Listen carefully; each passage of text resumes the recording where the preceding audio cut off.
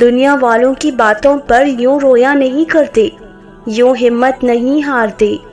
تم مسکراؤ کیونکہ تم سے اللہ محبت کرتا ہے، تمہارا سہارا اللہ ہے۔ اپنے اس تڑپتے دل کو سمجھا دو کہ اللہ کے فیصلے ہمیشہ ڈھیروں ڈھیر خوشیاں لاتے ہیں۔ بس صبر رکھو اور پھر اپنے رب کے کن فیکن کے نظارے دیکھو۔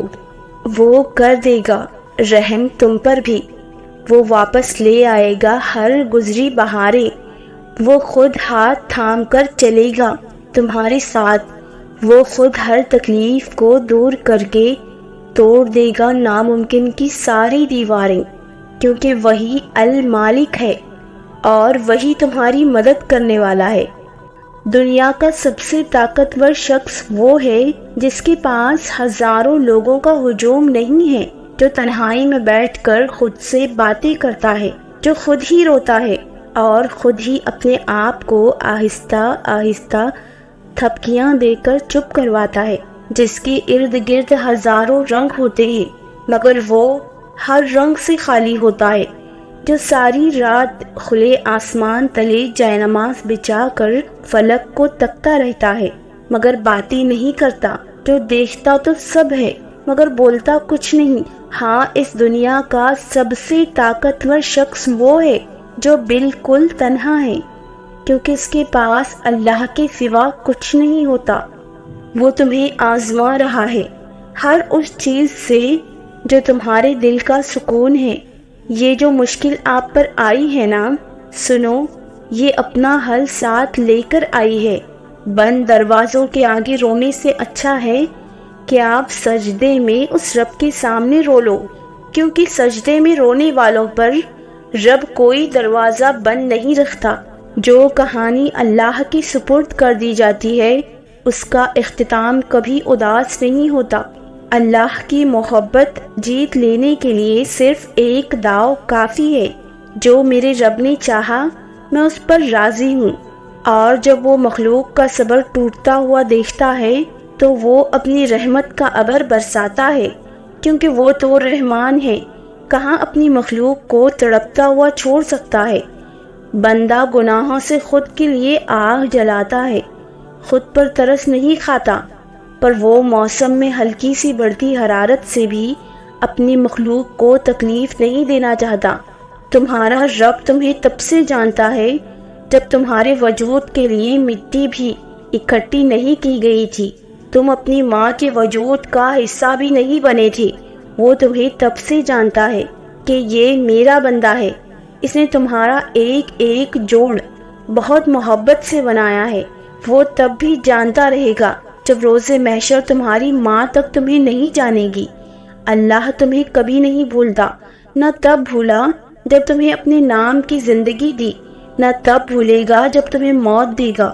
وہ اللہ ہے، تمہارا رب ہے، تم ہر وقت اپنے رب کی نگاہ میں ہو۔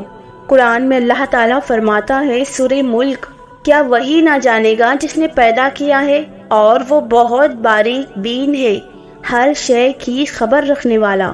آنسو بہہ جانا اگر اتنی آسان بات ہوتی تو تمہارے رب کو آنسو سے اتنی محبت نہ ہوتی۔ بڑی اذیت سے نکلتے ہیں یہ آنسو، باہر بہتے ہیں تو اندر تک اتر جاتے ہیں، تبھی تو عرش ہلا دیتے ہیں، رب سے ملا دیتے ہیں، دل بدل دیتے ہیں۔ اپنے رب کے آگے خوب رو لیا کرے، وہاں آنسوؤں کے بدلے سکون کے ساتھ بڑے بڑے مقام ملتے ہیں۔ کتنی حیرت انگیز ہے کہ قرآن میں ایک بھی نا امیدی کی کہانی نہیں ہے۔ حضرت یعقوب علیہ السلام برسوں تک روتے رہے اور اپنی بینائی کھو بیٹھے، لیکن آخر کار ان کو اپنے بیٹے کے ساتھ ساتھ بینائی بھی مل گئی۔ حضرت زکریا علیہ السلام کو بڑھاپے تک کوئی اولاد نہ ہوئی، لیکن ان کی دعا قبول ہوئی اور اللہ نے انہیں اولاد عطا فرمائی، جب وہ خود حیران ہو گئے۔ حضرت ایوب علیہ السلام بیماری کی وجہ سے بہت تکلیف سے گزرے، لیکن آخر کار اللہ نے انہیں راحت بخشی۔ حضرت یونس علیہ السلام مچھلی کے پیٹ میں داخل ہوئے، لیکن اللہ تعالیٰ نے انہیں بھی نکال لیا۔ اور فہرست جاری ہے۔ غور کرنے کی بات یہ ہے کہ اللہ تعالیٰ نے ان سب کو دنیا میں راحت بخشی اور آخرت کی زندگی ان کے لیے اعلیٰ ترین ہے۔ یاد رکھیں کہ جو اللہ کو غم میں اپنا ساتھی بنا لے اس کا انجام کبھی بھی برا نہیں ہو سکتا۔ اللہ سے کبھی نا امید نہ ہو، اللہ عظیم ہے۔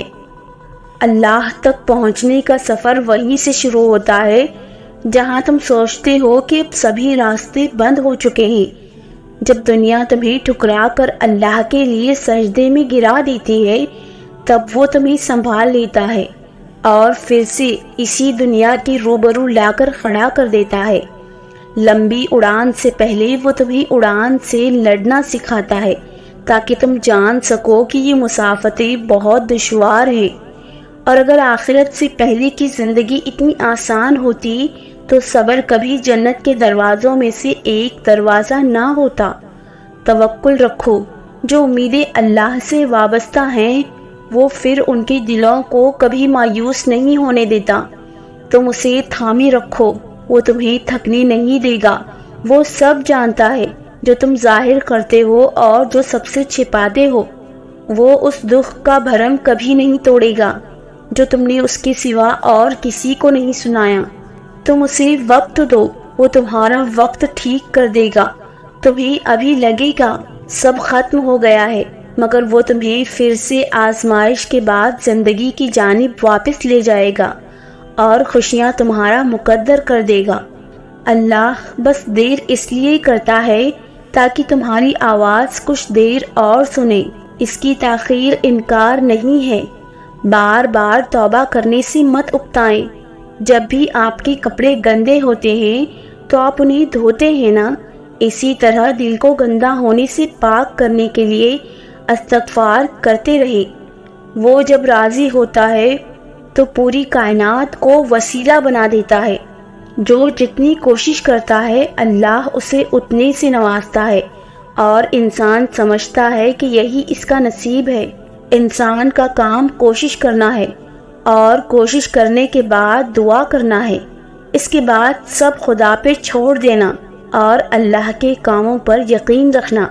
وہ لوگ جو ہر چیز خوشی سے اللہ کو سونپ دیتے ہیں وہ ممکنہ طور پر ہر چیز میں اللہ کا ساتھ پائیں گے، کیونکہ فکر وہاں ختم ہوتی ہے جہاں ایمان شروع ہوتا ہے۔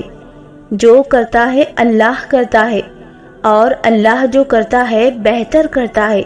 اس لیے اپنے مہربان رب پر بھروسہ رکھیں، وہ رب جانتا ہے کہ آپ کے لیے کیا بہتر ہے۔ اللہ مان جاتا ہے، یہ اس کی سب سے خوبصورت صفت ہے۔ ہم مجبور ہو کر اس کی نہیں مانتے، وہ با اختیار ہو کر ہم سے مان جاتا ہے۔ نیتوں کو پڑھ لیتا ہے، ندامتوں کو دیکھ لیتا ہے، خوش ہو جاتا ہے، احسان کرتا ہے اور معاف کر دیتا ہے۔ کچھ لوگوں کو اللہ نے صرف اپنے لیے ہی بنایا ہوتا ہے، جہاں وہ تھوڑا سا بھی دل کہیں اور لگاتے ہیں وہ وہیں انہیں توڑ دیتا ہے۔ انہیں یہ یاد دلاتا ہے کہ تم صرف میرے ہو، وہ اس کی یاد سے غافل ہونے لگتے ہیں تو بے سکون کر دیتا ہے۔ جنہیں دنیا کے لیے بنایا ہی نہیں گیا ہو ان کا دل بھی دنیا میں لگنے نہیں دیتا، کبھی رلا کر کبھی عطا کر کے انہیں اپنے در کے لیے رکھتا ہے۔ کچھ خود اس کی طرف جاتے ہیں اور کسی کو کھینچ کر اپنی طرف لے آتا ہے اور پھر انہیں اپنے چنے ہوئے بندوں میں شامل کر دیتا ہے۔ وہ نصیب لکھنے والی ذات جو دلوں میں خواہش ڈالتی ہے وہ ان خواہشوں کو نصیب میں بدلنے پر قادر ہے۔ وہ ایسا وقت بہت جلد لائے گا جب آپ اپنی آنکھوں سے اپنے لیے معجزے ہوتے ہوئے دیکھو گے۔ اللہ فرماتا ہے تم چاہ بھی نہیں سکتے جب تک میں نہ چاہوں۔ تو مان لو کہ اللہ نے چاہا ہے تبھی تمہیں یہاں تک لایا ہے، اور جو دعائیں تم آج مانگ رہے ہو یقیناً وہ چاہتا ہے کہ تم اس سے مانگو، اسے راضی کرو، اور اگر اس نے تمہارے دل میں کسی چیز کا خیال ڈالا ہے تو اس کی جگہ تمہارے نصیب میں بھی ضرور رکھی ہے۔ اس لیے مطمئن رہو، کیونکہ آخر میں تمہیں وہی سب ملے گا جو تم نے چاہا ہے۔ بس شرط یہ ہے کہ تم پہلے اللہ کی چاہت پر راضی ہو جاؤ، تو وہ تمہاری چاہت پر راضی ہو جائے گا۔ صبر کے زمانے گزر گئے، اب صلے کا وقت ہے، اب بات سسکنے کی نہیں رہی، اب قبولیت کا وقت ہے۔ تکلیف کی گھڑیاں ختم ہو جائیں گی، اب آنسوؤں کو مسکراہٹوں میں بدلنے کا وقت ہے۔ اپنے رب پر توکل رکھو، بہت جلد وہ یہ سب بگڑا ہوا بہتر نہیں بلکہ بہترین کرے گا۔ اس دیری سے مت گھبراؤ، بس اتنا یاد رکھو کہ جو کام اللہ کی رضا کے لیے کیا جائے وہ عبادت ہے، پھر چاہے وہ انتظار ہو، یقین ہو، صبر ہو یا دعا۔ بس اپنی دعاؤں پہ اور رب پہ توکل رکھو، ان قریب تمہیں کن کے معجزے سے نوازا جائے گا۔ اگر سب کچھ الٹا ہو رہا ہے زندگی میں تو اللہ کی مدد کے لیے تیار ہو جاؤ، کیونکہ جہاں حالات برداشت سے باہر ہو جائیں وہیں سے اللہ کی رحمت شروع ہو جاتی ہے۔ لوگوں کے رویوں سے اداس ہو تو سنو، وہ رب ان لوگوں کے تلخ الفاظ سن رہا ہے، وہ جانتا ہے ان سازشوں کو جو یہ کر رہے ہیں، مگر یقین رکھو یہ تمہارا کچھ نہیں بگاڑ سکتے۔ اللہ تمہیں بچا لے گا اور ان کی چالیں انہی پر ڈال دے گا۔ دعا کرتے ہوئے اپنے آنسوؤں کو نہ روکا کرے، آنسوؤں کو بہنے دیا کرے، کیونکہ بہتے ہوئے آنسوؤں میں بھیگی ہوئی دعائیں ہی آپ کے دل کو سکون پہنچاتی ہے، یہ آپ کے زخموں کو اندر سے بھر دیتی ہے۔ اس لیے اللہ کے سامنے اپنا دل مکمل کھول کر رکھ دیا کرے، وہ سننے والا ہے، بس ایک وہی تو سنتا ہے۔ توکل رکھیں اس رب العالمین پہ، بے شک رب دعاؤں کا بہت سننے والا ہے اور وہ بہت جلد ان روتی آنکھوں کو خوش کر دے گا۔ جب سب جانتے ہو تو پھر دل میں وسوسے کیوں؟ یقین رکھو وہ رب العالمین تمہیں اپنے در سے خالی نہیں جانے دے گا۔ آسمان پر اللہ جانتا ہے کہ اس کا بندہ انتظار کر رہا ہے، وہ آپ کو مایوس نہیں کرے گا۔ تم اس وقت بنانے والے کو وقت دو، زندگی کے 3 اصول بنا لو، اس سے ضرور معافی مانگو جسے تم چاہتے ہو، اس سے کچھ مت چھپاؤ جو تم پر اعتبار کرتا ہو، اور اس کو کبھی مت چھوڑو جو تمہیں چاہتا ہو۔